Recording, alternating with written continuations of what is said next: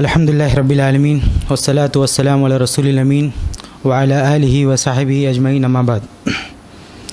عن عائشة رضی اللہ عنہا ان رجلا استأذن علی النبی صلی اللہ علیہ وسلم فلما رآہ قال بئس اخو العشیرہ وبئس ابن العشیرہ فلما جلس تطلق النبی صلی اللہ علیہ وسلم فی وجهه وانبسط الیہ فلما انطلق الرجل قالت له عائشة رضی اللہ عنہا یا رسول اللہ حين رأيت الرجل قلت له كذا وكذا ثم تطلقت في وجهه وانبسطت إليه فقال رسول الله صلى الله عليه وسلم يا عائشة متى عهدتني فحاشا إن شر الناس عند الله منزلة يوم القيامة من تركه الناس اتقاء شره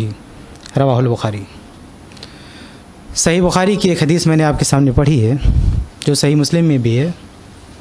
ترجمہ: اما عائشہ رضی اللہ عنہ فرماتی ہیں کہ ایک شخص نے اللہ کے رسول صلی اللہ علیہ وسلم کے پاس آنے کی اجازت طلب کی. اجازت مل گئی.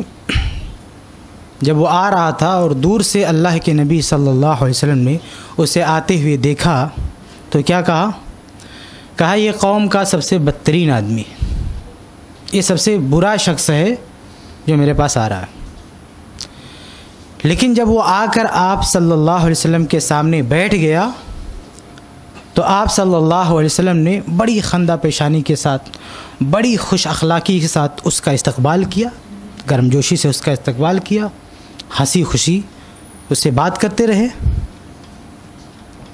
اور بات چیت کر کے جب وہ چلا گیا تو اما عائشہ رضی اللہ عنہا نے پوچھا کہ اللہ کے رسول یہ کیا بات ہوئی کہ آپ نے جب اسے دور سے آتے ہوئے دیکھا تو آپ نے اس کو ایسا ویسا کہا، لیکن جب وہ آپ کے پاس آ کر بیٹھ گیا تو آپ ہنسی خوشی اس سے بات کر رہے ہیں، خندہ پیشانی کے ساتھ اس سے ملاقات کر رہے ہیں، ایسا لگ رہا آپ نے کچھ کہا ہی نہیں.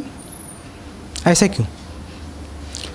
تو آپ صلی اللہ علیہ وسلم نے جواب دیا کہ اے عائشہ رضی اللہ عنہ کہ تم نے مجھے فاحش گو کب پایا ہے؟ تمہیں کب ایسا لگا کہ میں کوئی ایسی بات کہتا ہوں جس سے کوئی شر پیدا ہو، کوئی برائی ہو؟ اور آگے کہا کہ یاد رکھو کہ اللہ رب العالمین کے یہاں قیامت کے دن منزلت اور مقام کے لحاظ سے سب سے بدترین آدمی وہ ہوگا کہ جس کی بد زبانی کی وجہ سے لوگ اس سے کٹ جائیں، اس سے ملنا چھوڑ دیں. اس لیے میں نہیں چاہتا کہ میں اس کے سامنے کچھ ایسا کہتا کہ یہ آدمی مجھ سے کٹ جاتا. یہ صحیح بخاری کی حدیث ہے. اس حدیث میں بہت ساری باتیں ہیں، میں کچھ باتیں آپ کے سامنے رکھتا ہوں. سب سے پہلی بات جو اس حدیث سے معلوم ہوتی وہ یہ کہ بوقت ضرورت کسی انسان کی برائی کی جا سکتی ہے. جیسے اس سے پہلے کسی درس میں نے آپ حضرات کے سامنے کہا تھا کہ غیبت کرنا اسلام میں جائز نہیں ہے. کسی کے اندر کوئی برائی ہو تو اسے بیان نہیں کر سکتے، لیکن کبھی کبھی ضرورت پڑ جاتی ہے، اسے بیان کیا جاتا ہے. تو اس کی تفصیلات میں تو ہم نہیں جا سکتے، ہمارا مختصر سا درس ہوتا ہے، لیکن بس اتنا ذہن میں رکھیں کہ کبھی کبھی ایسی ضرورت پڑ جاتی ہے کہ کسی کی برائی بیان کرنا جائز ہوتا ہے، بلکہ بسا اوقات ضروری ہوتا ہے. اب وہ تفصیلات کیا ہیں آپ الگ سے معلوم کر سکتے ہیں علماء کے ساتھ مل کے، لیکن کبھی کبھی اس کی گنجائش ہے کہ کسی کی برائی بیان کی جا سکتی ہے، جیسا کہ خود اس حدیث میں اللہ کے نبی صلی اللہ علیہ وسلم نے ایک شخص کی برائی بیان کی.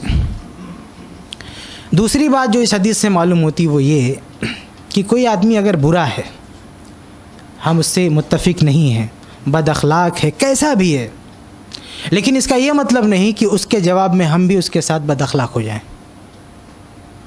ہم اس کے ساتھ صحیح ڈھنگ سے خوش اخلاقی سے بات چیت نہ کریں. اللہ کے نبی صلی اللہ علیہ وسلم نے اس آدمی کے بارے میں یہ بتا دیا کہ یہ ٹھیک آدمی نہیں ہے، لیکن جب وہ آدمی آ کر بیٹھا تو آپ صلی اللہ علیہ وسلم نے اسے اسی طرح سے بات کیا، اسی طرح کا پیار دیا، وہی اخلاق اس کے سامنے بھی رکھا جو سب کے ساتھ رکھتے تھے، بلکہ خوش اخلاقی کے ساتھ ہنسی خوشی اس کے ساتھ بیٹھے بات کیے.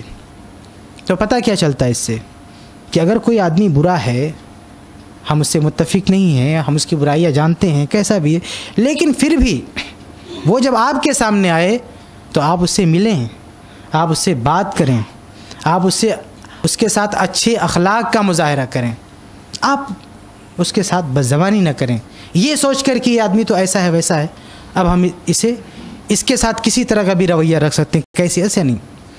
آپ جیسے سب لوگوں سے پیار محبت سے بات کرتے ہیں اس سے بھی بات کریں. برا ہے اپنی جگہ پر ہے، لیکن ہماری طرف سے اخلاق اچھا ہونا چاہیے اس کے ساتھ.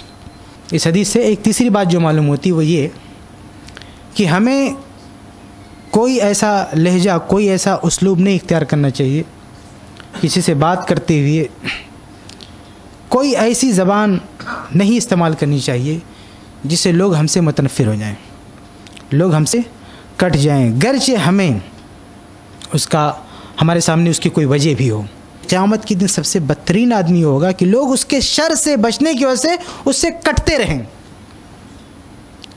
تو اس سے یہ سبق ہم کو ملتا ہے کہ ہمیں اب ایسا کوئی رویہ نہیں اپنانا چاہیے، ایسی کوئی زبان نہیں استعمال کرنی چاہیے، ہمارے اخلاق میں کوئی ایسی بات نہیں آنی چاہیے جس کی وجہ سے لوگ ہم سے کٹ جائیں، ہم سے سلام کرنا پسند نہ کریں، ہم سے بات کرنا پسند نہ کریں، ہمارے ساتھ بیٹھنا پسند نہ کریں، ہمیں دعوتوں میں نہ بلائیں، ہمارے ساتھ کھڑے ہونا پسند نہ کریں. ہم کسی مجلس میں ہیں تو دوری سے واپس آ جائیں جس میں تو یہ بیٹھا ہوا ہے. تو ہماری یہ پہچان نہیں ہونی چاہیے کہ ہم سے لوگ کٹیں، ہمارا نام دیکھ کے کہ دیکھو یہاں پہ یہ بیٹھا ہوا ہے چلو بھاگو، یہاں پہ ہم نہیں بیٹھیں گے. تو ہماری طرف سے کوئی ایسا رویہ، کوئی ایسا عمل نہیں آنا چاہیے جو ہمیں لوگوں سے کاٹ دے، جس کی وجہ سے لوگ ہم سے کٹ جائیں. گرچہ ہمارے سامنے برے لوگ ہوں، بد اخلاق لوگ ہوں، ہمیں ان کو برداشت کرنا چاہیے، ہمیں ان کو برداشت کرنا چاہیے. ان کے ساتھ ہمارا لہجہ رویہ اچھا ہونا چاہیے. ایسا نہ ہو کہ وہ ہم سے کٹ جائیں، کہ اگر ہمارے کسی رویے کی وجہ سے کوئی کٹ گیا تو اس کا انجام کیا ہوگا؟ محشر میں سب سے بری حالت ہماری ہوگی، سب سے بدترین حالت ہماری ہوگی کہ لوگ ہم سے یہاں پہ اگر کٹیں گے تو یہ چند باتیں اس صحیح بخاری کی حدیث سے معلوم ہوتی تھی جسے میں نے آپ کے سامنے پیش کیا. اللہ سے دعا ہے کہ اللہ تعالی ہم سب کو اس پر عمل کرنے کی توفیق دے. آمین یا رب العالمین.